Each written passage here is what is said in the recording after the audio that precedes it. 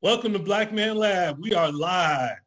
Welcome back. We have missed our viewing audience for the past couple of weeks because we've been out with the holidays, but we've run some really good content since we've been out.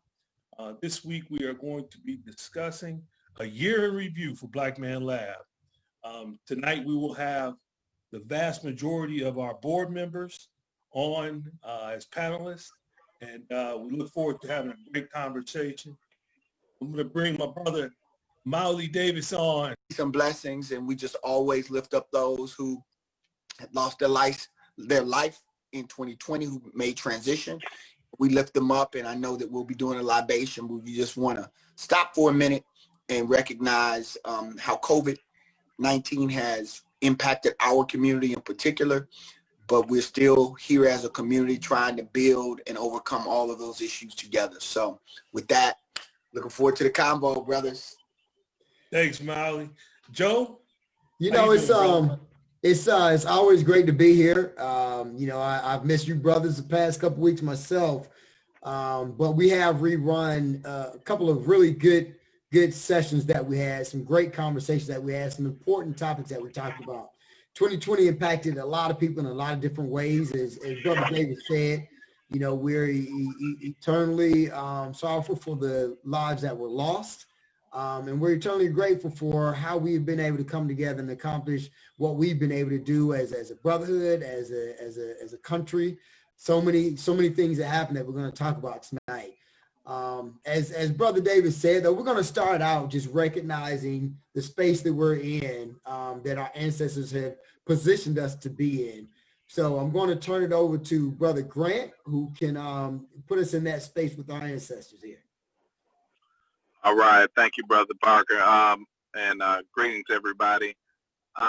We always like to bring our ancestors in. We like to think about the shoulders that we stand on, those 10,000 ancestors that created us as well. So, and I like to start off by asking everybody, just put in your heart and mind those ancestors that came before us and many of the great works that those ancestors have done. So think about some of those historical or international or national figures that we know and put them in your hearts and mind right now for a few seconds.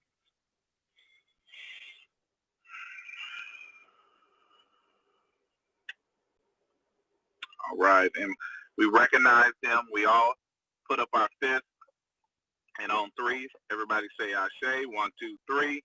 Ashe. Ashe. And we also want to think about those ancestors that created us, you know. Think about your own ancestral line, your great-grandparents, and that entire line that created you. Just think about them for a moment.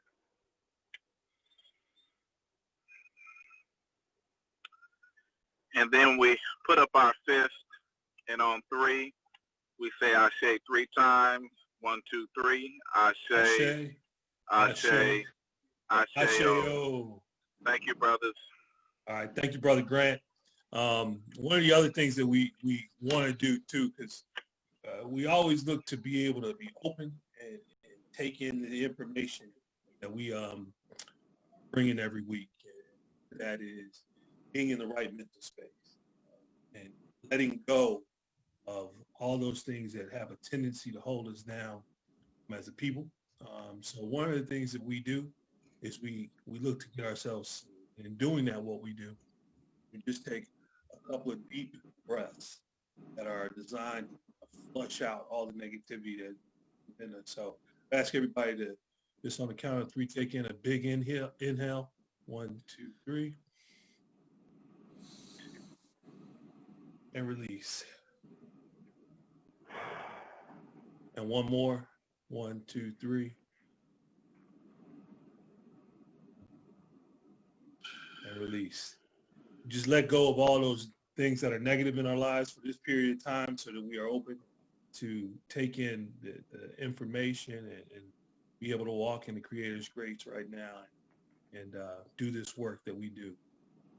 With that, I want to be able to introduce one of our other board members who's on with us as well.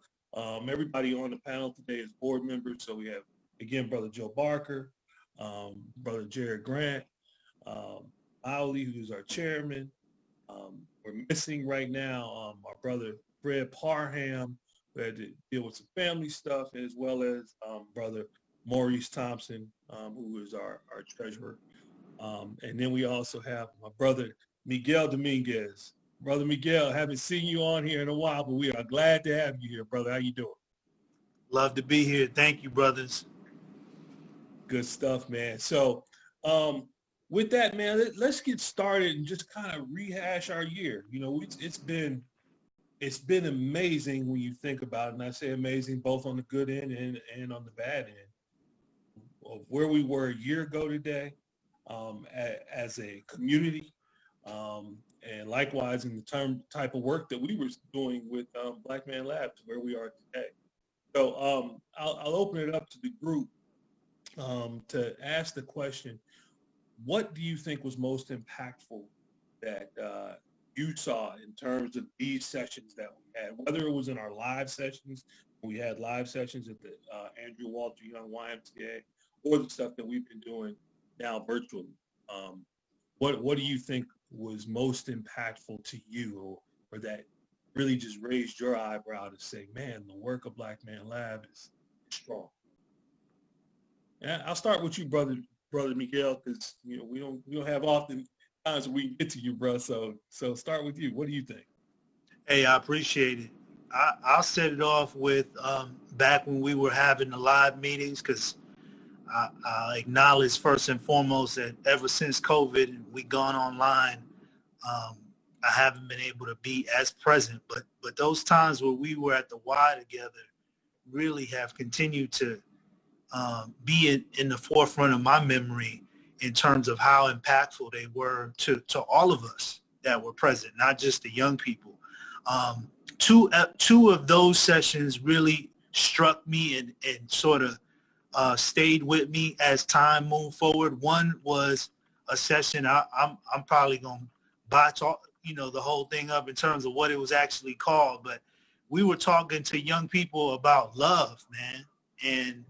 And there was, I don't know if you recall, brothers, but there was a little young guy, probably 10 years old, that towards the end of that session asked a question about, how to love and just, y'all probably remember it better than I do, but I just remember that being, that just struck me as just our young people really needing to learn basic things that all of us as adults just learn sort of the hard way. And he was asking about learning how to love. And the other session was the one on mental health, man. Yeah. That really just showed how much suffering there is within our own community. And in terms of mental health and the work that we're doing as Black Man Lab, one of the things that all the sessions have in common is that hug, that sort of, hey, Mawuli set it off with, if there's anybody here who for whatever reason just needs a hug, some love today, and to see people lined up and all the brothers come together to offer that up to those in need, those are the things that really stood out to me when we were having the sessions. Yeah, those are two really great points, because so often we as Black men especially are muted in our show of love for so many different reasons. Likewise, our mental health, we mute that a lot of times for so many reasons, and the Black Man Lab is allowed, as we always say, a safe and sacred place for us to show those things, and it's great. I see my brother Maurice Thompson has joined. Mo. Big Mo. What's going on, brother? Good to see you. What's up, man? How Happy you New doing? Year. Same I'm to you. good, bro. I'm good. Good. You want to jump in on that topic? What you think about our year in review here? We talk about the topics that kind of moved you or that you thought were super impactful from a year ago today, really. Oh, okay. So for me, every time I get an opportunity to talk about the Black Man Lab, the first thing that really hits me was when we were together and we were in person. I mean, it's that walk into the room. It's not even a topic.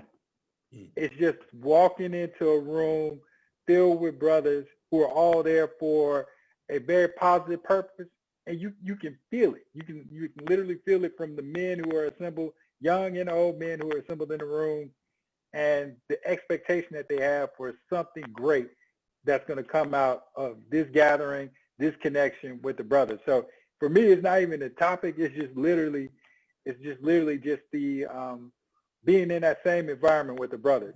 But from a topic standpoint, and I know our topics are generally supposed to be geared to our younger brothers, but I get an opportunity to sit in and listen to comments and watch the comments come in on Facebook and on YouTube. And some of these topics, bro, I mean, it was like they were speaking directly to me. When we had all the brothers who were on, and I've forgotten what the main gist of the topic was. I think it was on spirituality, religion, man, and you had the brothers just started going in. I had to walk out of my house, and I walked the whole duration of that call because it was just so powerful. It hit me in a particular moment in time where I needed that message. And that's what I find another thing that's so powerful about the Black Man Lab. You get exactly what you need at the moment. It is all, and I don't know how you and Joe, come up with the topics and line them up. Y'all peering into my life. Y'all peering into my life like, yo, Mo needs this right now. But yeah, it's just so very timely as it relates to that. And I love that one, not just only from the spirituality and the religious perspective. Like I learned that my LB was, how did he put it? A Buddhist, Catholic, and I forgot the last one, LB. But it's just wonderful just to learn about you all. And we learned a lot about both you and Joe, Marty, and Fred when you all go through, and then Mawuli as you lead each of these sessions. So those were some of the things that I really love. That's what I love about the lab altogether. And Maurice, man, you've been such a powerful force yourself, man. And I'm going to take some personal liberties right now, and I'm going to answer Marty's questions as well, even though I'm hosting. It's just this board, this panel is so powerful. The thing for me in 2020, man, there was so much pain and so much turmoil and challenges and so forth. But what I saw that just continued to strengthen me, and even the challenges that I had, was you brothers, man. Miguel just sent his boy off to school. What is it, Pitt? Was it Pitt? I mean, what an accomplishment, man. In the midst of everything going on, and full ride, am I correct? True. How many black men are we sending off like that nowadays? Top-notch university. Mawuli and his fighting for justice, and not just fighting, but opening up a whole new office in Savannah, where the people in South Georgia are in such dire need of assistance, and knowing that we support them, not just riding down there for protest, but we here with you, and Brother Francis down there with them, and Mo with Ndugu, man, like, you made it very personal, not just uplifting brothers, but man, that health fitness kick, man, y'all. Every time y'all did a fitness challenge, man, I'm like, all right, I ain't going to join them this time. I ain't going to join. I see you brothers going. It's 20 brothers in it. Then it's 40 brothers. I was like, man, let me go ahead and get in this joint. Just the uplifting that so many of you all did, man, it just motivated me. And then, my ability to work with Gary Davis and Next Level Boys, getting these young men out of prison in the middle of pandemics. In the middle of the pandemic, we fighting the justice system, say, hey, you don't want these boys in there right now anyway. Let us do something for them, keeping them out of jail. So, I mean, for me, man, just the uplifting of black men and the work that black men were doing in the community this year was just amazing. Now, to echo what Mo said, yeah, the two that hit me hard were the mental health and the spirituality. There was some walking having to be done with those, because there were some points that were being said that, like Mo said, man, like, are y'all looking at my journal around here? Like, what's going on? Like, I don't think it's fair that you're hitting home so hard. Like, it was really, really great information. I'm looking at the comments on the people on our audience, and so grateful for their engaging with us, man, and asking such pertinent questions, and what Brother Mark Christmas came with his wife to add to the conversation.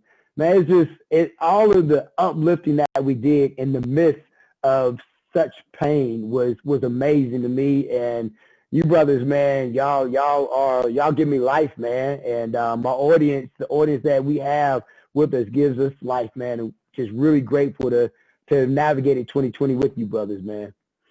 Yeah, absolutely, man. I think those two sessions, when you talk about that spirituality one and mental health, all I can say is I think both of those, there were a bunch of us that after those sessions ended, our reaction was, woo! Like that was heavy. That was heavy. So, but in a good way, right? It was definitely. It hit where it needed to hit for us.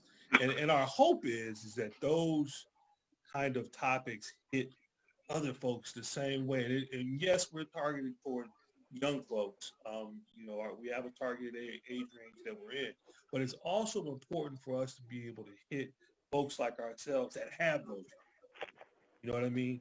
Like, definitely. If it hits somebody that happens to be listening, maybe they transition that message to their kids as well, or some other youth around. And Mo, what you said before about the energy really is what it's about. When you walked into that room, that energy is impossible to define and impossible to describe. Because when I come across, and I'm sure you guys as well, I come across, men out in the street and here in Atlanta, and we might strike up a conversation, and I talk about the Black Man Lab. When we were meeting in person, I get to a point where I just say, I can't explain it to you, man. You just got to come. Right. You just got to come. You just got to walk in the room. And anybody that's done that understands it very quickly. So both you all's points are excellent, man. Thanks so much. Jarrod, what about you, man? You have I'm sure, a good perspective. Hey, thank you, Marty. Brother, I think brotherhood is, and the expanded idea of brotherhood and community. I think before COVID hit us, I think we had a maximum of 250 brothers in the room at one point. Yep. Brothers come in the room, something like Maurice talked about. You just feel spirit, and that is actually spirituality. Just Absolutely. The feeling of what you feel. We feel brotherhood. We feel love. Brothers looking to help other brothers. Many of us we're just friends, and we have the same ideas as far as brotherhood and community. And then we just expanded that idea to bring other brothers together who have the same type of mindset or need that mindset. And because it's normal for us, it's becoming an expanded normal idea for everybody else. And that's what I love. There's not just individuals in the room, but there are organizations in the room based upon brothers creating organizations, again, for the benefit of our community. And so I love being in a room where the positivity was on an infinite level, and it just oozed and poured out all over the place. It was intergenerational. I think one time we had a boy in there, 5 years old, and we had somebody in there. Was it 95 or 85? I can't remember. I know we had an 85. That would have been my pop. I think that was the biggest, span from 5 to 85, and to see them standing next to one another, and all of us just fall somewhere in the middle of all of that, and that was a powerful image. And so brotherhood, I mean, that picture in the end where we're all standing there as brothers, again, a show of brotherhood. I know Mawuli loves me to talk about this, but as an alpha, and just our fraternity is about brotherhood.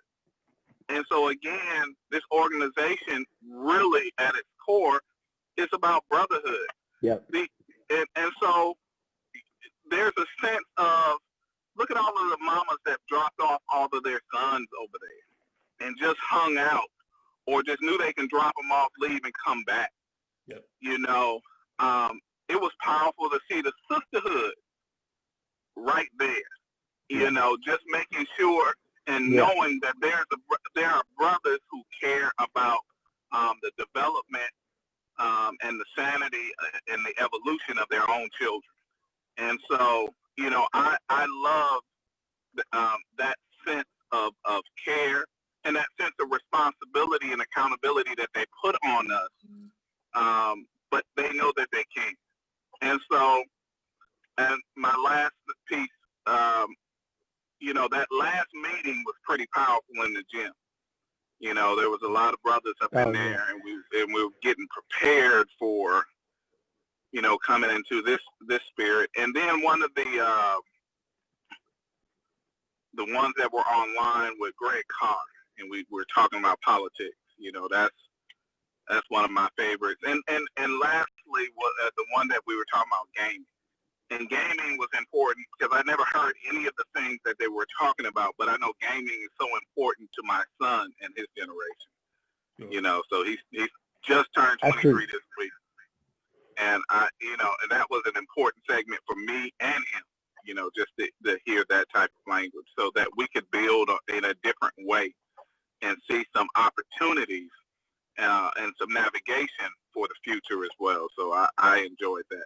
But brothers, we're about brotherhood, and I love that, and I love the expanded idea of brotherhood and community that we share and that we take in from others. Yeah, definitely. Go ahead, Marty. I love the for me it was there was always a connection of commonality through every topic that we had. There's always that connection of commonality, one of brotherhood, like you said, Jarrod, but then also of community. There's also, we always talk, we'll do it here today. We always talk about habits, rituals, and disciplines. There's a commonality of those things in everything that we do. Likewise, there's one of building community leaders in some form or fashion, right?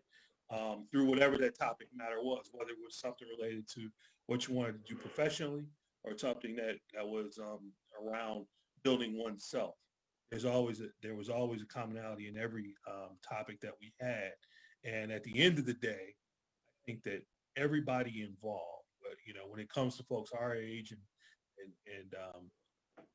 people that were the women that were bringing their sons, anybody associated with Black Man Lab has a really good understanding that our communities are better when our men are better. Yeah. Right? When our men are leading our communities as whatever, whether that's a father, whether that's a business owner, whether that's somebody working in corporate America, whether that's whatever, community leader in some form or fashion, our communities are better for it. And if our communities are better, then guess what? All communities are better, right? It makes the world better. So. And Marty, that's a valid point. I want to go back to what you just said because I think Jarrod, touched on that, man. It's like when you had sisters that were dropping off their sons, young sons, 5 years old and on, they trusted the men in that room. They trusted the brotherhood. And I think what you both are saying is critical because it doesn't happen without that family unit. And that family unit may be different than the nuclear image of what we may think, but it does start with the brotherhood. It has to. And the sisters have to be able to have confidence in that brotherhood. And I think that's what we saw this year. I think we've seen that more than ever with our actions, with what we've created and the space that we've been in. And Jarrod and Marty, I'm glad you mentioned that because that's key, because as a brotherhood, of course, we do get questions from sisters. Well, what about the sisters? Da, da, da. Hey, none of this happens without the sisterhood. But guess what?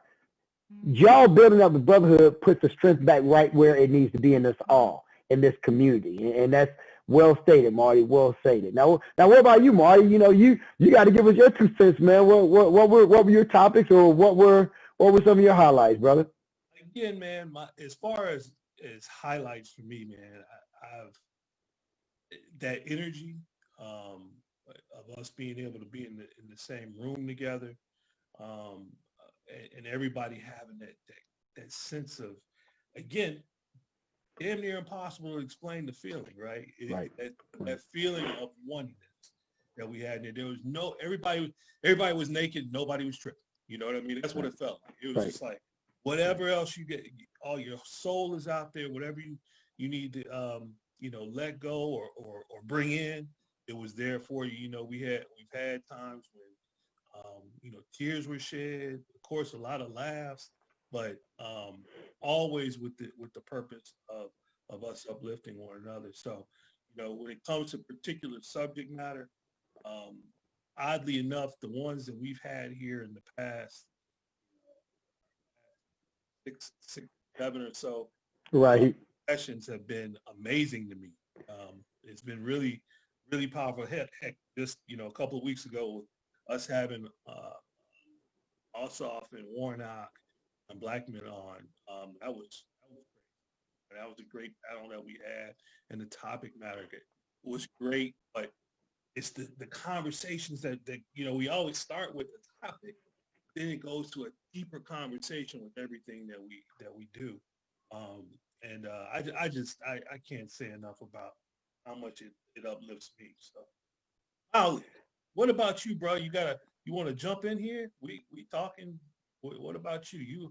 You have been the rock of this program. No, man, I'll tell you, this has been a really, really powerful experience for me. And one of the things that I think I've taken most from it is just the example of Black men building together and young people seeing that. Because to be quite frank, there are a whole bunch of spaces that our young people can see Black men build together. Like, and we're coming from all of these different ethnic, fraternal groups, spirituality, different perspectives. But in that space, we just Black men together trying to figure it out, trying to support each other, trying to work through stuff that, baggage that we carry, and I think that for me was really powerful. One of the most powerful things was when that father had his son and the father was homeless when we were in person. I remember that. And he came in and he was like, man, I don't know where I'm asleep. And he was brought up front and brothers just came and just started putting money in his hand. I mean, it was just, it was just something else, man, to see these brothers just come and just start putting money in this brother's hand. And then for him to come back 2 weeks later and say, man, y'all saved me. I'm straight now. I'm on my feet now. Just really, that it debunks all of the myths, all of the lies, all of the propaganda that has become so common, this anti-Black man narrative. And it just, we don't have to talk about it. You can see it, right? As Jarrod said, it's one thing to say you're spiritual, but to have a spiritual experience. And that's what I felt like was happening. And that was one of the most powerful moments for me in this whole journey that we call Black Men Lab. And then the last thing, and this may sound somewhat superficial or funny, is that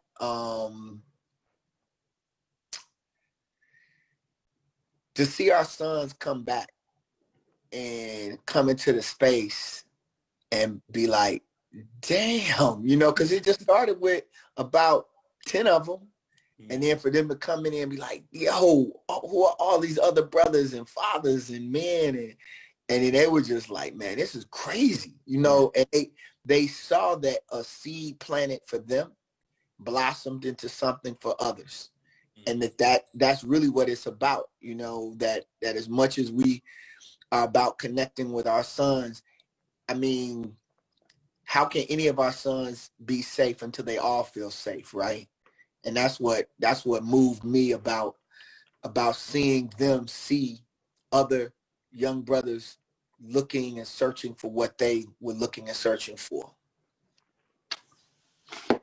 Amen, brother. Amen. That's you know, Molly, let me clarify something there though, because there's some confusion with some of that. We were such a brotherhood. We were so close. We were, you know, my sons were like, you know, Dad, man, you hang around a bunch of really, really powerful and strong dudes. But I grew up the son of an alpha man, Dad. You've always talked about alpha. But all you hang around is Mawuli Davis and Gary Davis, and they both cappers. I don't understand. I was like, I was confused. Hey, I mean, man. Hey, that's funny because, you know, when my boys are like, you know, what's up with, you know, Jarrod, DB, you, Maurice, you know, so the Benji is hey Joe, I'm gonna come to the house more. Thank I'm you. gonna come over to your house more. Please. Your Nah, man, elder but brothers letting you down, man.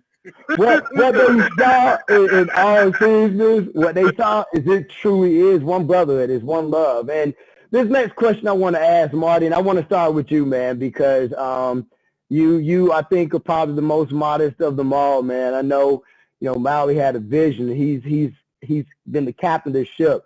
But, brother, there have been so many times where I couldn't hang or Mawuli was tied up or Fred couldn't. But, man, you've been solid. You've held it down for us on Black Man Lab and, you know, through it all. And so this one may be a little challenging, but as a man or as a father, what was your one and I know a lot, but what was one of your proudest moments this year, either as a man, as a father, as a founder, as a part of this board? Like, what stood out for you as a man or as a father? Like, that's something I got done. Wow, it's a tough question, man. As it relates to my own, you know, I've been what I've garnered from Black Man Lab and our time together of you know, listening to other brothers, whether it be on a panel, whether it's been you guys. I've tried to take some of those things into my being open with my own children, you know, stuff that I may have picked up on or learned or had a different level of appreciation. Like we had the one panel when we were at Hawaii, and I forgot what I think it was fathers with daughters or something like that. I can't remember which one it was, but there were some brothers on the panel that were so deep and open, emotional, gave of themselves, of their struggles and how they overcame different things. And, you know, all I did was I locked that stuff in my head, you know. I just took different little nuggets and I was like, man, well, I got to do some stuff different, you know, as it relates to trying to deal with my kids. And it's still a work in progress, which I know all of you all know. And I know that, you know, a lot of the people listening in know is parenthood is, as they say, does not come with a textbook. You know, it doesn't come with a manual. So I think what I've been most proud of, which feels weird to say, is just my ability to learn and not be stubborn and saying, no, this is it. This is the way that I'm doing it. You know, and it's only been because I've been around. I've been fortunate to be around some really strong brothers. And then, you know, we've had these panel discussions, which, like as you know, like Mo said earlier, it just hit right at home sometimes. You know, it hits you right where you're at. And although these topics are for other people, I think I'd venture to say that we take a lot away from them as well. You know, especially like Joe, you and I, we do a lot of this, you know, in terms of being doctors for these. So we're asking the questions. So it's all, sometimes you ask the questions for yourself. I feel like they're coming directly at you. You know, it's like, man, are you talking to me? So, yeah, so that piece of it, and I pray that my kids see, and those, when I say my kids, I'm talking about my children, and then all those children that call me uncle, you know, Right. see me doing it the right way. And I venture to say, man, all of our family grew this year. You know, Marty, I didn't really know your kids before this year. Jarrod, I think I saw your son every once in a while. You know, I know Kobe and Kari, you know, in passing. I think I had spoken to Santana maybe once or twice. Definitely, you know, we all grew up with Malik and Lil Maurice, who is definitely not Lil Maurice, but we're going to keep that moving. That dude, good God, man. I can't even call Lil Maurice to his face. But yeah, man, the family has grown this year amongst us all, man. You brothers have really expanded that, and you each have so much to be proud of, Marty. And thank you for holding it down and just being that rock for us all, man, every week, and all that you've accomplished personally, man. You know, I look up to you in a lot of ways, man, and I learn from you. Always learning. That goes both ways, brother. Thank you so Indeed. much, man. Y'all, Indeed. it's energy, man. It's the energy we've managed. That's the other thing, you know. Let me just say this real quick. When Sure. we started into this COVID time, it was so crazy because we were like, well, what do we do? You know what? We can't get together anymore. Right. How do we keep the energy, right? And I think that's one of the things that I'm really proud about is that we managed through all that to be able to be where we are right now. It's not perfect. We don't have the exact same energy, but we've gotten to a point where we're brought around that same energy. Yeah. And I think those folks that listen in and feel that energy and feel the love that we have, not just for one another, but for our community. So, you know, when you think about our first virtual one, we were in person. We had a Teddy Riley moment there every once in a while. That was crazy, and we knew immediately after we did that first one. We were like, "Well, we got to figure something else out because that's not going to work." Yeah. Definitely. So, but I'm so proud of where we've got to, and knowing that this is still a launch pad for our greatness. And I say our greatness. Absolutely. I'm not talking about us as a board. I'm talking about because if Yep, definitely. Black Man Lab can expand, well, it will. Well, as we expand, that's great. But if there's other organizations out there that want to copy what we do and what the mindset is, more power to you. Whatever we got to do to help the community, I'm happy about it. So Exactly. that's all. Exactly. Appreciate that, brother. Miguel, I want to move on to you next, man. I'm not in the Dominguez household, but I will say outside looking in, it will be hard as a father or as a man to beat that moment with what Santana accomplished. But I will defer to you because you're the master of that household. You're the master of that fate, the captain of that ship. But what was that biggest moment or proudest moment for you as a man or as a father this year? You're absolutely right, Joe. You've been paying attention. I mean, look, for a guy coming from humble beginnings like me, first of all, making sure that I raised a son who wasn't as attracted to the streets as I was coming up, and whose, biggest thing when he goes out the door is like Maurice's son, we'll call him Big Maurice instead of Little Maurice. These guys are going to play soccer. You know what I'm saying? Like, that in itself is an accomplishment. Like, they're not definitely. They're not going to rob nobody. They're not going to do drugs. Like, they're going to play soccer. That's what these guys love to do. Yeah. And so, to get through all of that and to have him, focused on his grades, putting in the work, kudos to him through all 4 of the years of high school, and to stick with it, and to, I was telling my son, and I'm revealing something here, look, if you work hard, it'll pay off, and it's going to pay off in actual dollars. But could I swear that on a stack of Bibles that my son was going to, as a result of doing well in school, was going to get a full ride. No, I couldn't, and certainly not at a school like that. So when it came to, fruition, and to drop him off, which was also one of the hardest things I had to do this year, being that I'm always worried about him. I mean, he's the love of my life, and having to drop him off and walk away was both the proudest moment and the hardest moment simultaneously, if there's even a description for that. That certainly was the first in my life.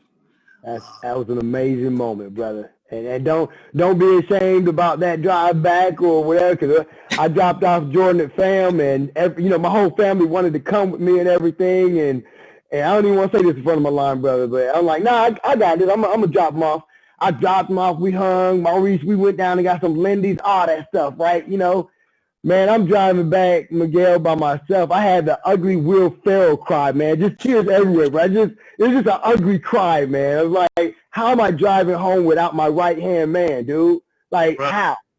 Bruh, I did that while I was trying to keep it together because my middle son, Lion, is sitting next to me in the car all the way back. And it's like, damn, I had to be careful because he's telling me, Dad, I think I'll stay home for school. I don't want to do this to you, man. I'm telling you, man, those are real moments, man. Real moments. Well, congratulations, man. That's an amazing accomplishment. And Santana did that in the middle of a pandemic, man. And absolutely. I can tell you, as somebody and Brother Grant knows in the education field, a lot of these cats, man, they lost focus, man. And Santana stayed true to it and got it done, man. So congrats, man. Congrats. Hey, Brother Grant. Joe, go ahead, brother. No, I was just gonna say real quick. What I've learned in this middle age more than anything is that, man, your kids can break you down in a heartbeat. Ooh. Oh yes. Hey, be clear. Every day. You gotta. It's funny because you get to a point where you're damn near running from it. In a good way or a bad way. Yeah, don't get it like, I don't want to talk to him right now because I'm like getting emotional. Yeah, I know it well. Hey, man, it's so funny you bring that up because right now, me and Santana going through something right now this minute, man, and had a little ugly interaction last night just about cleaning up the kitchen, went left for no apparent reason, and so, yes, in a good way and a bad way, these kids are still always. They're still trying to figure it out. And from a father and a man standpoint, man, we just carry such a burden because, as much as we want to be the friend and the confidant, the reality is the world requires us to make sure that these men go out into the world and can be men and can survive. Yeah. And so sometimes that part of it is not fun for them. It's not fun for us, and causes tremendous conflict. And that's real talk, man. We respect both sides of that. Jarrod, man, tell us about you, man. What was that moment for you or that time for you this year, brother, as a father or as a black man?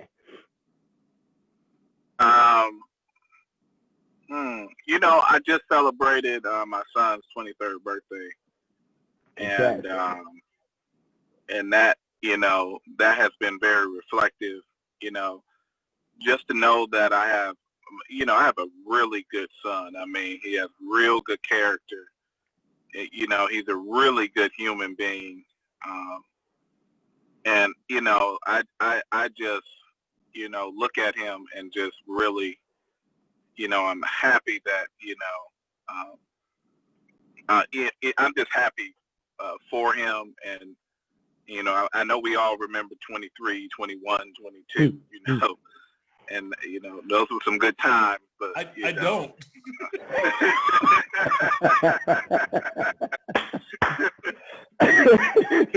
Fair enough.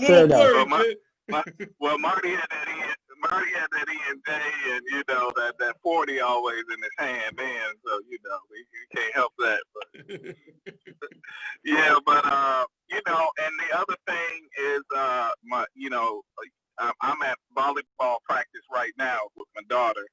Okay. Waiting on her. And but we had, some serious conversation on the way over because she, she said that her and her best friend are no longer best friends. Okay. And so we had to have a serious conversation because I'm like, what happened there? And it wasn't enough not to be friends anymore.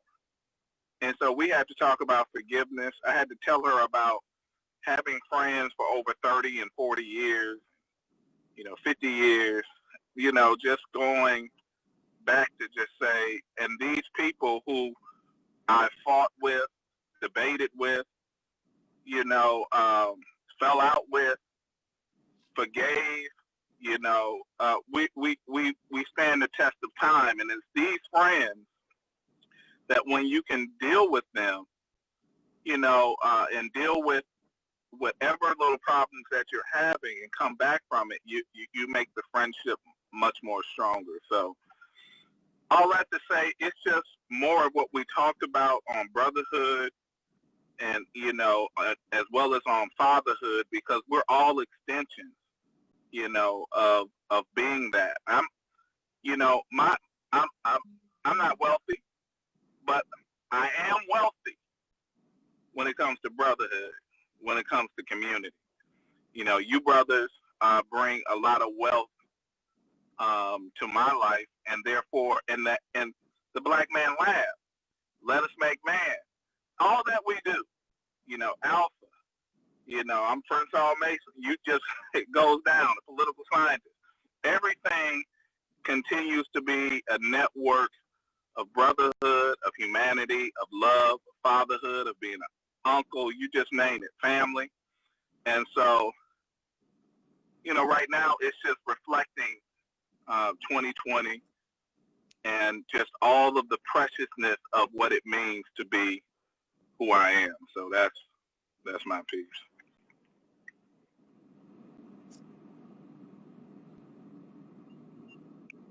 Yes, sir. That's it. Man, it's been a lot. It's been a lot in terms of proud. I was really proud to see us as a collective really manage this transition into being virtual and not just give up, and just say, hey, this is another way for us to connect with a broader audience. I really applaud, Marty and Joe. They've been reaching across the country to pull in people who if we were in person, we wouldn't even get them. But they've been reaching. We've been bringing folks from California, Chicago, New York, all over to share out. And I just think that I'm just proud to see what forefathers envision just grow. And I think that there's something about when it's something that's genuine and it's of value, that it speaks to more than just the person or the people who initially think that, hey, we need to do something. Other people's like, yeah, I'm connected with this. I feel this. And that's, I'm really proud to see how it has connected so many fathers. And we're all trying to figure it out. I had a very, very bad interaction with my youngest on New Year's Day. And, I think we got to be able to say that and have those conversations like, for whatever it looks like, when you take off them bow ties and them letters and ascots and all of what you have, at the end of the day, how do we connect with our sons and our daughters and our children and raise them and love them and encourage them so that they can be contributing to our forward motion as a people? And that's a struggle. That is a struggle. You can be lauded in your profession. You can be, people can raise you up like you that, you this. But at the end of the day, we have to keep coming back to the reality of how does this work in community in my house. You know what I'm saying? What's up in my house? You know, like and it's hard. It's hard and it's painful at times because you feel like there are other young people that will listen to you quicker than your own child. And so that's why Black Man Lab was created, though, because we were like, yeah, that's what's happening. Like, they ain't listening. So we need to build community. We need to build the African village where uncle can throw his arm around him and say, come here, youngin, let me talk to you. Let's chop it up. Let's build together. And I think that's I'm proud of that. And to see brothers reaching to my sons and pulling them up and talking to them and encouraging them. You know, they just need to know that it's not just, there's a community of expectations. And that has, you know, been powerful and strengthening and encouraging. And can I say real quick? Yeah. You know, brother. Black Man Lab, you know, went virtual, and then in the summer we went into the streets. You know, with all kind of activism. Nobody beats Mawuli. Nobody beats Mawuli in the street. I met up with him a couple times. I'm like, man, I'm gonna rest over here while you continue on, and I'll see you. I'll see you at the end of the site. But and the bottom line is, if you were called to duty, brothers was like, we'll be there. We'll be there. We'll be there. But we were fathers to the community, organizing events for the youth. You know, so that's an important part of this brotherhood as well. So I just wanted to say that real quick. And I appreciate that, Brother Grant. And, you know, Miguel, I think you started us out, man, just being very vulnerable, acknowledging, you know, you and Santana just got into it. And then Mawuli, you know, says, hey, he and one of the fellas got into it, you know, New Year's Eve. Hey, my middle son, I cried when I brought him back from FAMU. And then today, you know, we got into it, and I was supposed to take him back. I said, nah. I mean, hey, I'll be that vulnerable dude. I said, nah, you figure out your way back. You're a whole man. You coming at me, figure out your way back. But you know what? He did. And being around you brothers shows me that, you know, I can be weak and allow my son to be strong. I don't always have to be stronger than him.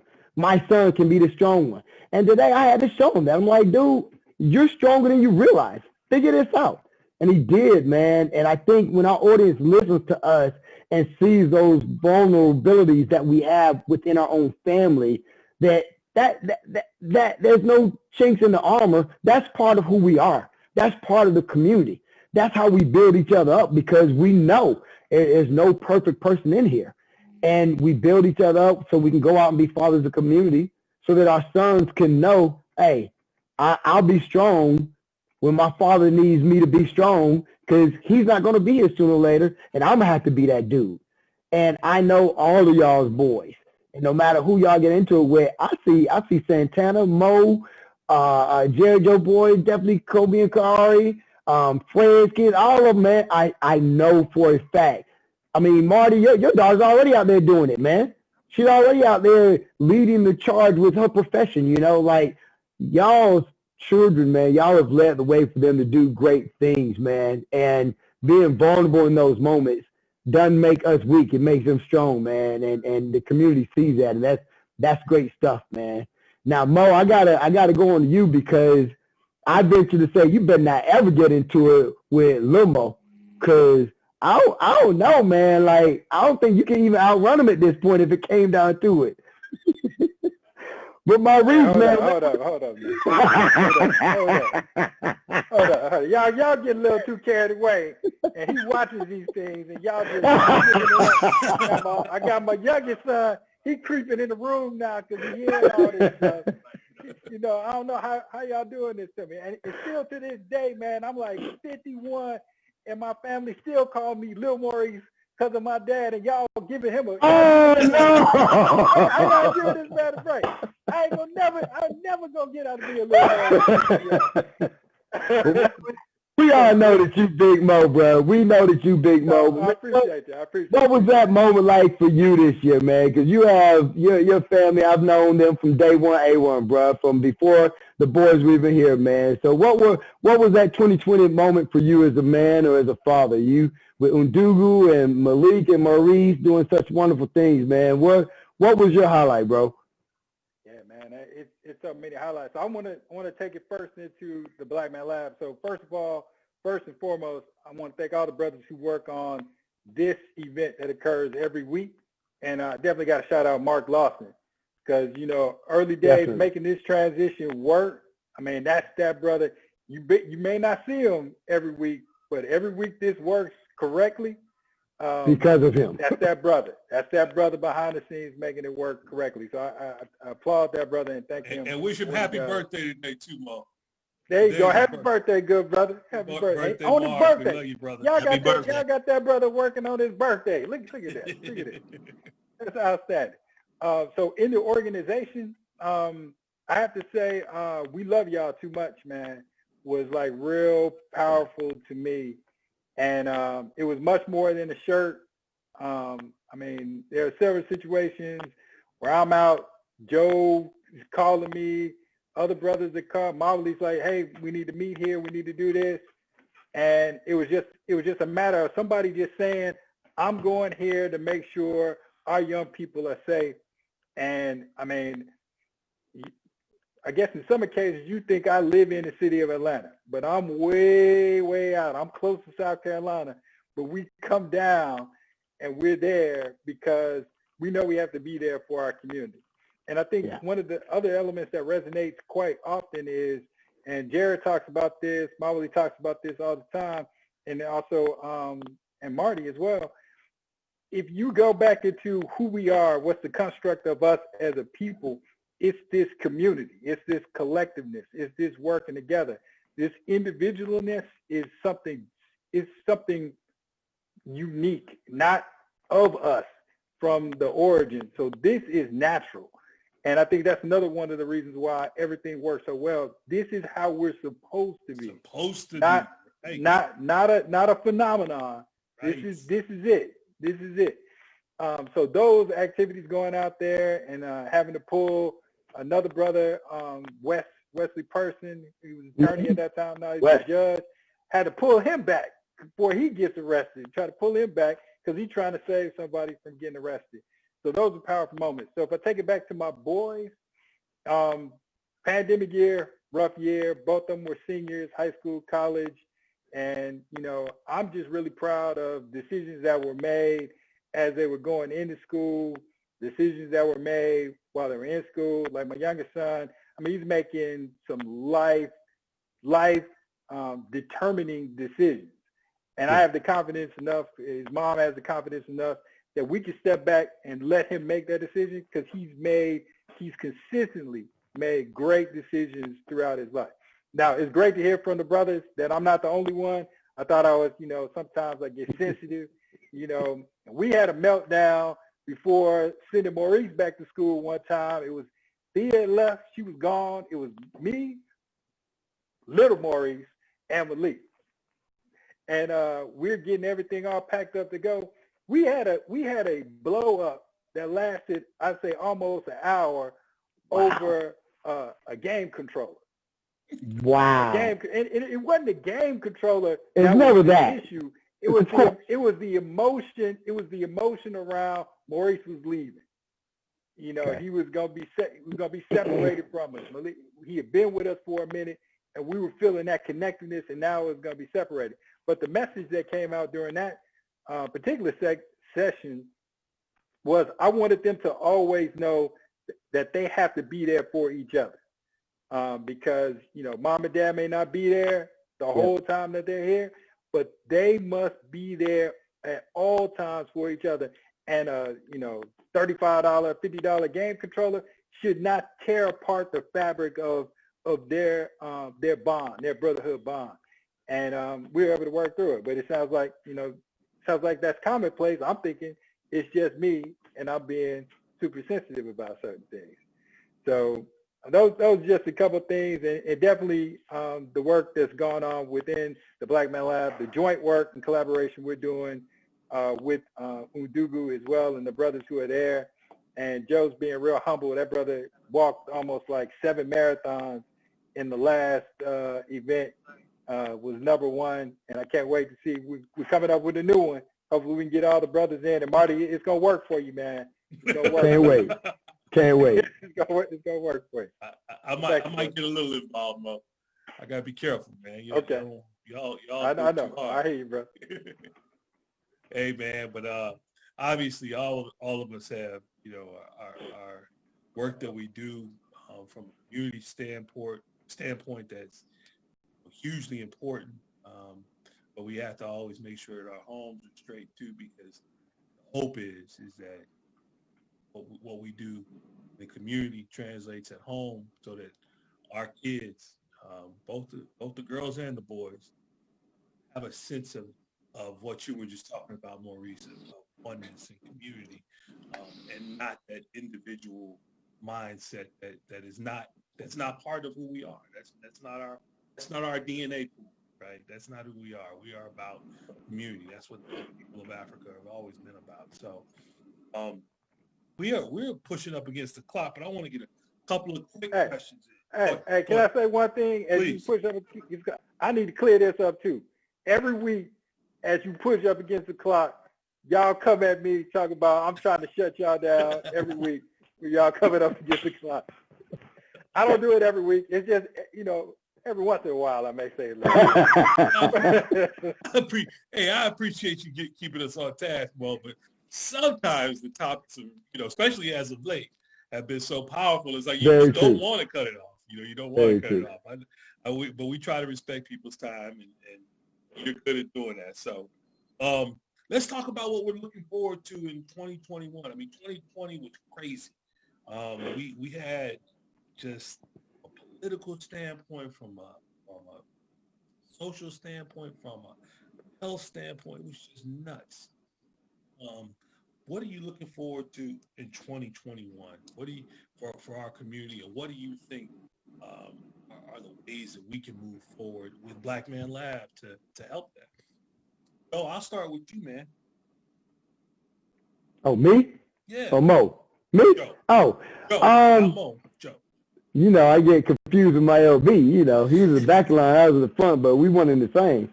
Man, 2021, I think we have to press on. We have to keep this grind up. I think a lot of young men, a lot of us, a lot of young men, middle-aged men, older men, I think they got the message in 2020 where it's like, all right, we need to stand up for our community. We need to be there for our families. We need to push this forward, the good work that's being done. And so in 2021, I think more than ever, we just have to keep leading that charge. We have to stay up front. If I could, again, just bring up some of the examples. I think Mawuli setting up, he and Francis and Brother Bozeman down in Savannah. That, to me, is kind of a good example. It's, in other words, saying, hey, we're here. We're not doing this from remote, telling y'all, here's what y'all need to do. Here we are. And I think that's what 2021 is. The steps I'm personally trying to take is just, again, trying to lead by example. That Marty, before we went live, I was telling you, it's the job I'm in right now is tough because there's no days off. I took some vacation and I come back and I'm like way behind now, and I have all these things to do. But you know what? It's for a whole bunch of Black youth that we're trying to push forward into the collegiate experience that wouldn't otherwise have such an opportunity. And so for me, 2021 is a positive extension of the work that started in 2020. Now, when I say started in 2020, I don't want anybody to get offended because I know many of us, now y'all, us, have been doing this for years. But I think 2020, we turned the corner in a lot of ways because we pivoted during this pandemic and showed people, yeah, we're still here. Let Us Make Man is still lifting brothers up. Undugu is still lifting brothers up. Alphas, Kappas, all the great attorneys that we have still lifting the community up. And so we just have to keep that fight going and continue to lead the charge. The protests, they're not over. The fights, they're not over. You know, we look at what may happen tomorrow with this election. Either way it goes, we have work to do. I'll end on this one thing. In 2016, when Donald Trump was elected, I was a teacher at Cristo Rey, and I had done a lot of work with Attorney Davis that summer out in the streets. It was a very, very challenging year in terms of supporting our community and brothers being killed in the streets by police brutality. And Trump was elected, and the newspaper, the student newspaper, Cristo Rey, said, hey, is that a good thing or a bad thing? And I said, for me, honestly, and I will go 4 years later and I still say the same thing, I think it was a good thing because we had so many brothers and sisters that were asleep at the wheel thinking Clinton was going to get it done, thinking Obama was going to get it done, or we're okay, we had a black president. Our work doesn't stop. It should never stop. And once Trump was elected, if you look at the organizations that started, that came to fruition, that started doing good work in the communities, in addition to the ones that were already doing it, it escalated immensely. So the work has begun. So much of it has been going on. But 2021 is an extension of showing the community who we are, how we're going to stand up for them and with them in the communities that we love, whether it's via education, the legal field, through journalism, and so many other things that we do to tell our stories. That's what 2021 is going to be for me. Absolutely. Absolutely. I think, in short, connecting the dots from what we found out about in 2020, right? All of the precisely uprisings that we saw, the clear and calculated decisions by certain people in the political community. It let us know exactly who they are, will help us to be able to move forward. It's, hey, you know where people stand at, it gives you a great idea of how to move forward. And we found out about that big time, so I hear exactly what you're saying, Joe. Thanks. Miguel, how about you, bro? It's crazy, man. Great minds think alike, because when you ask that question, this is exactly to the T what I was thinking of. And so I won't belabor the point or repeat too much, but essentially I think 2021 has to be about making sure that people are not lulled to sleep again, a la Barack Obama leadership. Love that, brother. Love the fact that we were able to see that in our lifetime. And I have nothing against Joe Biden. I'm happy to see Donald Trump gone. Yeah. But we have been here before. Yeah. And Joe Biden is not the savior of our people. No. And the reality is, to your point, Marty, we have to start believing these folks when they show us who they are and how they feel about us. Yes. And so as happy as I am to see Joe Biden and Kamala Harris in the White House coming up very soon, it's also a very scary time, because are people going to get lulled to sleep again and forget that, okay, Donald Trump is gone, but 60 plus million Americans voted for this fool again. Right. And the senators that are running right now that are going to be voted on tomorrow, these folks are running on platforms that are, look, they're calling a Baptist preacher radical. Warnock, radical. That's where we are in 2021. So the days of dreaming of somebody's Mawuli Davis being senator, you could forget about it. If Warnock is and I hate to burst Mawuli's bubble if that's what he was thinking about doing, but Lord have mercy. If Warnock and Ossoff, a white man who's just thinking about some of our issues and trying to be progressive about it, are defined as radical, man, we got a lot of work to do. Yes. We got to understand that this country's run by those 60 plus million people who voted for Trump. And we need to just forge ahead and be happy that we don't have to do it with the resistance of a Trump. But nevertheless, the work needs to be accomplished. Amen, brother. Absolutely. And I think that's one of the biggest takeaways, man, is that, you know, what do they talk about the Holocaust all the time? Never forget, right? We're in that kind of time right now. Never forget. Yes, sir. We can't forget from whence we came. And I'm not just talking about this past year. You know, I'm talking about what got us here in the first place. That the great thing that's occurred, and I hate to use it in that fashion, but the great thing that's occurred is all of these people have allowed themselves to be shown as to who they really are. Yes. Nice. And that gives you context of how to move forward and how to approach those people and how to approach your community. So hopefully, prayerfully, we'll see that within our masses, that there'll be that level of understanding, and we can right. Oh, what about you, bro? Yeah, I would say, so first of all, tomorrow, need everyone who hasn't already voted to get out and vote, because it's not over yet. Before we can start holding everybody accountable, we got to get all the right people in place so that we can start executing on the programs. Then the second thing after that is doing exactly that, holding them accountable.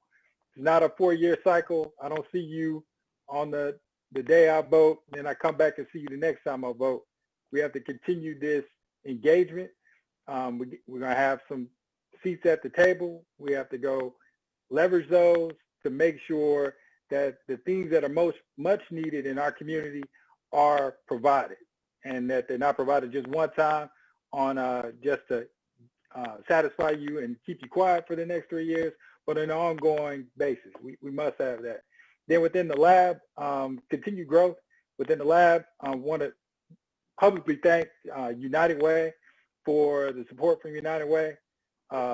Publicly thank all of the donors, those who contributed, whatever you could was greatly appreciated, because it helped keep these programs going. So self-sufficiency is a big thing for me. So our ability to operate and maintain what has been provided up to this date and continuously evolve it comes as a direct result of our support that we receive from the community. It could be individuals or corporations on how we do this. And then we got to take a look at each other from a holistic standpoint. Sister V hit me with this. We were talking through some stuff last year. So the great thing about the lab, since it's open to men of all ages, black men of all ages, you can get a young brother before the young brother has either veered off course or is broken in some way by something that happens in the system. So making men whole, or developing young men into whole men, I think is the continued mission that we've got to hold forward. And then collaboration, our ability to work across multiple organizations to bring out programs that are going to best serve the target audience that we're focused on. And that's, men of color. Whatever your age, just men of color, and making them whole, mentally, physically, and then we can get into the, spiritually and economically from there. But I think we're on the precipice. The opportunity is right in front of us right now. Yeah. Yeah. Take this to the whole next level. And then I love the virtual component, because the virtual is building our global community. So Black Men Lab started as Atlanta-based operation, but now we could pretty much say it's national with the potential to go global from there. So men have the ability to unite, come together, and then really expand upon our personal development, but then also the betterment of our community. So those are just some of the things that I'm looking forward to coming into 2021. What's up?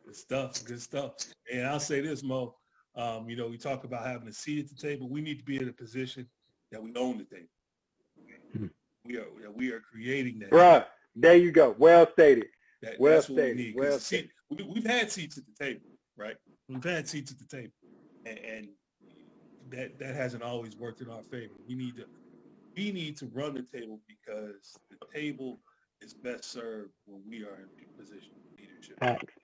We've seen that time and again. So, Love Brother that. Grant, how Love about that. you, Thank man? Go. What were you gonna say? Okay, go ahead, Brother Grant. Hey, I think 2021 is about, especially for Black Man Lab, to increase, like we've been doing, our political power. Our political power means greater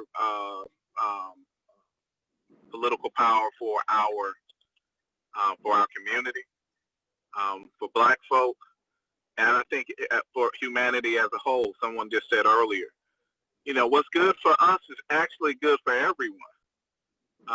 So it's not just good for us; it's good for everyone. It's time for the aspects of power to be changed. We can no longer live in a world imagined by Europeans and white males. We can no longer live in a world that way, you know. And so humanity needs us, and I think we're the men to do our part in expanding our political ideas, and expanding our political networks, in our community networks, in order to increase ourselves in the most beneficial ways. So I think this year we will continue to expand our empowerment and expand our community's empowerment. And I think because we've already seen it, we've been protesting, you know, the last 10 years. And now you got people, you know, when you look at Mawuli and many of the other legal work that has been done, you got folks now in the street fighting for constitutional rights from the grassroots. You know, so you got the young people right now out in the streets fighting for our rights. So we want to make sure that we're mature enough to help guide that movement. You know, as we're not elders, but we have the energy and the wherewithal to pass torches. And I don't think the last generation did a good job of passing the torch. They held on to the little power that they had too long instead of passing the torch, because we need a succession of power, and we need our next generation to also have a succession of power. So I think we're in a great position of a renaissance again, like we had in the late 80s into the 90s, and now we're seeing it again. And I think we have to defend ourselves, meaning our ideas, meaning our political understanding, meaning our economics, our culture. We have to defend it all in order to save ourselves, but really also to save humanity. So that's where I think we are, brother. Well stated. Yeah, Salute. great stuff, Jarrod. Mawuli, you know, I'm going to come to you, man, because I know that, you know, you and I talk quite often about your visions and the visions for Black Man Lab and stuff that we want to move to sometimes very quickly in the near future. And we just act on stuff quite often. And I know right now you have a huge initiative for 2021. And I want you to talk about that, man, because I think that this project that we have going is going to be super impactful for years to come. So can you come on and talk a little bit about what you have going and what we have going, actually? Yeah. You've involved Black Man Lab. Yeah, it's you know, all of this is just work, right? It's years of us building and learning and growing. And one of the things that I think this moment showed us is the need for us to have an educational process that Baba Jarrod of Let Us Make Man, one of our elders and Black Man Lab would say, you know, men are not created by accident. You know, you don't just happen to become a man. That there has to be some intentionality about it, some systemic work that's done in your favor, or we will be repairing broken men. as Frederick Douglass talked about, the difficulty in doing that. That it's far better to be able to raise a child into a man than to try to repair a broken one, because we know, and trust me, I work with a lot of brothers who this system have broken in different ways. And so where we are right now is this opportunity for us to do this piece. We Need You pilot project with creators, entrepreneurs, innovators. And man, the turnout for young people who are interested has been tremendous. We are now, it's over. We've cut it off. We're approaching 80 young people who want to be a part of the project. Take a book that I wrote entitled "We Need You," encouraging my son's generation for Black liberation. And it really came out of them Kobe leaving for Howard and just trying to figure out what will be their maturation process to become involved in the movement and be a part of struggle. And, you know, it's hit or miss when you don't have a process. It's hit or miss. You know, if you bump into the right person, they can give you good information. You bump to the wrong one, they can have you thinking something whacked, and then it takes years to deprogram that mess. And so our hope is that this piece, as we build it out and allow them to read and then create and reimagine themselves in the movement, for them to be able to become what I see in a Joe Barker, in a Maurice Thompson, a Miguel Dominguez, Jarrod Grant, Fred Parham, Marty Monegain, are lifelong community builders for Black people, right? We have to institutionalize our community to be lifelong builders, not sporadic agitators or just occasional activists or every now and then getting involved, but lifelong, every day. I know that I know, and that's the beauty of this board and what you all do. Every day I know that y'all wake up thinking about how can I build in the interest of Black people. Yeah. That's profound, right? We can't, we should not minimize that, because there are so many of our people who get up every day and they are more focused on the building of other folks' institutions and even their family. I mean, everything is about building for other people. But to know that we're surrounded by men who wake up building in the interest of our people, that's what I really hope will emerge from this pilot project, and it continue to grow around the country, so that, you know, the culture is what we make it, right? We don't, you know, people say, man, the culture's all off, because we've allowed it to be off. And so if we can infuse the right cultural, historical information into our young people and then allow them to create and get out of the way, they will, I believe, manifest the best. They gave us hip hop, bebop, jazz, resistance in all forms and fashion have been as a result of young people. Student Nonviolent Coordinating Committee, the Children of Soweto, you name it. What we just saw in the streets around George Floyd and Breonna Taylor, those are young people. And so we just have to arm them with the right cultural and historical information and not allow them to just operate off of raw emotion, but to ground them in a way that they know that they're a part of this long river of struggle that has never stopped. Since we've been under attack, we've never stopped resisting and building at the same time. And so that's what I'm looking forward to. Ready in about 30 minutes to do this orientation, and just thankful to have brothers that we can journey together, and sisters. I want to be clear about that. And sisters that get to journey. We journey with one another. And, you know, I was telling somebody today at our in our Atlanta office, I said that I'm no longer saying, when people say, well, what you up to? I'm not saying I'm grinding no more. I'm saying I'm expanding. We are expanding. Exactly. We are expanding, not just grinding like it's just a struggle. No, we expanding because as Brother Jarrod said, this is it. This is the moment for us. Yeah. This is what in ancient Kemet they call the Wahimi Mesu. It's the Europeans call it a Renaissance, but in Kemet it's a Wahimi Mesu. It's a rebirth. It's a rebirth. It happened in the 80s and 90s when we fell back in love with Africa. And it happened in the 60s.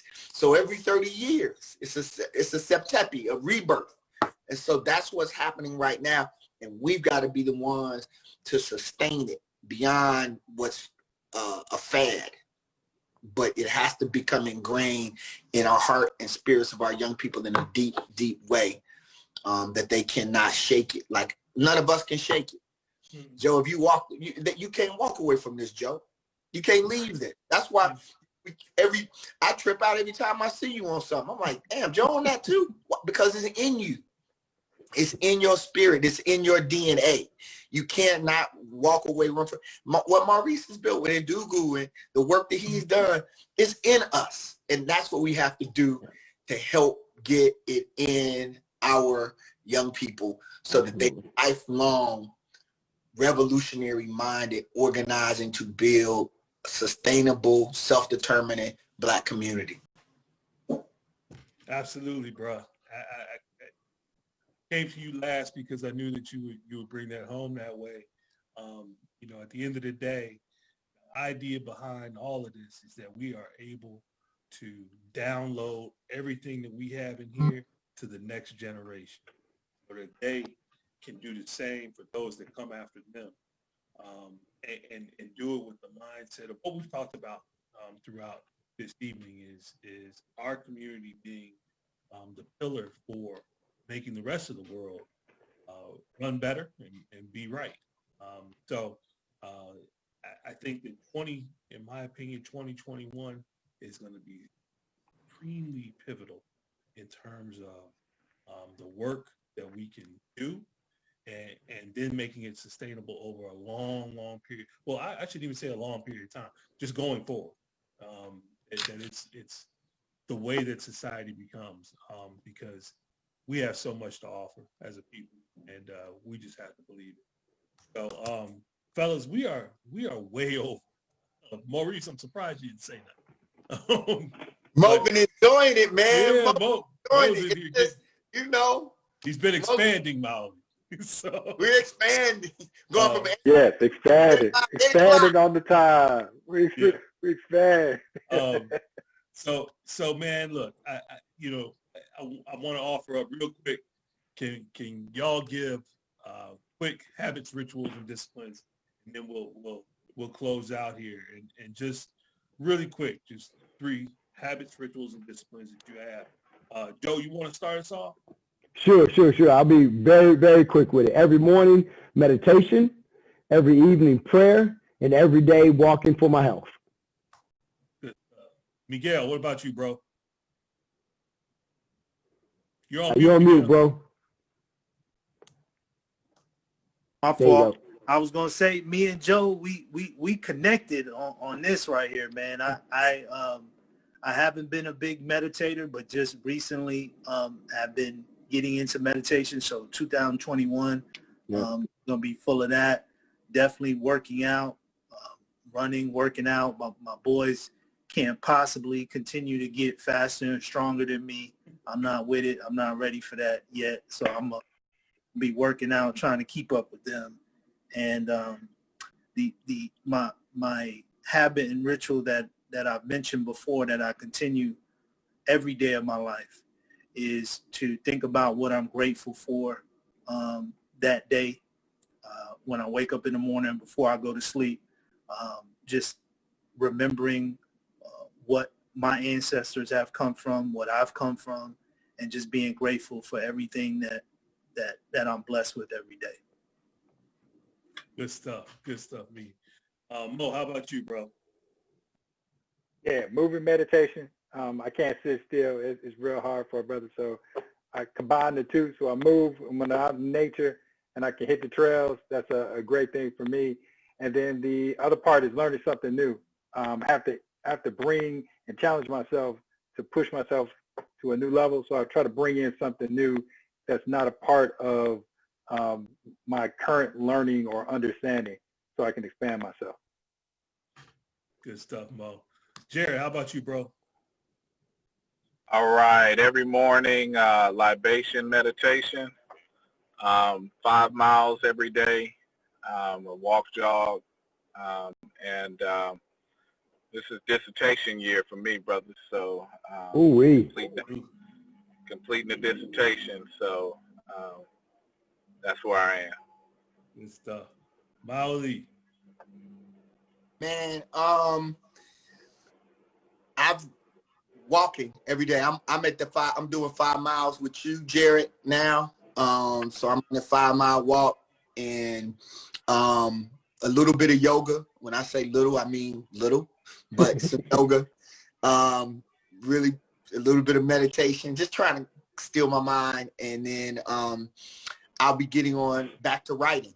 I was able to write until we got this project finished. So now I got to return to my daily writing to, keep writing. So, it's good. I got to work on my evening wind down. That's an issue that I need to work on to bring it down, because I'm so amped.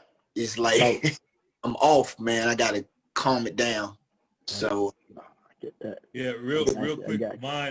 Mine are I wake up and I do a prayer asking for nothing, intentionally asking for nothing. So that's my gig every morning, and I get up, spend time just praying, asking for nothing, and just being grateful and showing grace. I tried to write. I had a bad experience recently, brothers. I had been writing a lot. Mawuli knows this. I've been writing a lot, and I kept all my notes on my phone. And this is a new phone because my old phone completely crashed. So all those notes, everything I wrote is in that phone. I have not returned it to Verizon because I'm praying that it might come back on so I can get all that information out of it. It's a ton of information. So that's what I do. I write something, whether it's just thoughts or whether it's prose, whether it's whatever. I write something. And then I have been doing some hot yoga pretty regularly. I got to get back to it now. I stopped 2 weeks ago because I was quarantining, and now I got to get. Recently just told Mawuli I'm gonna start back tomorrow. So that's my daily rituals that I do. And now we have one ritual that we always do every week. That's one of my favorite things to lead us out and to get into our week. So Mawuli, get in here and link us up, brother. Let us link, brothers, as we do at the Andrew and Walter Young YMCA and wherever we find ourselves, whether it was in Texas A&M with our brother Gary White, who we're going to lift up in prayer, who is pushing forward through COVID, lifting up the name of Shali Tilson today, which would have been his 25th birthday, lifting up our good friend, brother Gary Spencer, who it is his birthday. He turns 60 today. And all those who share and will tomorrow be courageous. Fight. And so we say, I am a link in this chain. I'm a link in this chain. And it won't break here. Won't break And here. it won't break here. I'm a link in this chain. I'm a link in this chain. I'm a link in this chain. And it won't break here. And it won't break here. We are links in this chain. We are links in this chain. And we won't break here. And we won't break here. Ashe. Brother. Thank you so much. Looking forward to an amazing 2021, y'all. Let's get it. Brothers, we will continue to do this work together, man. I love y'all, man. Thank you. Love you, brothers. Be good. We'll see you Monday.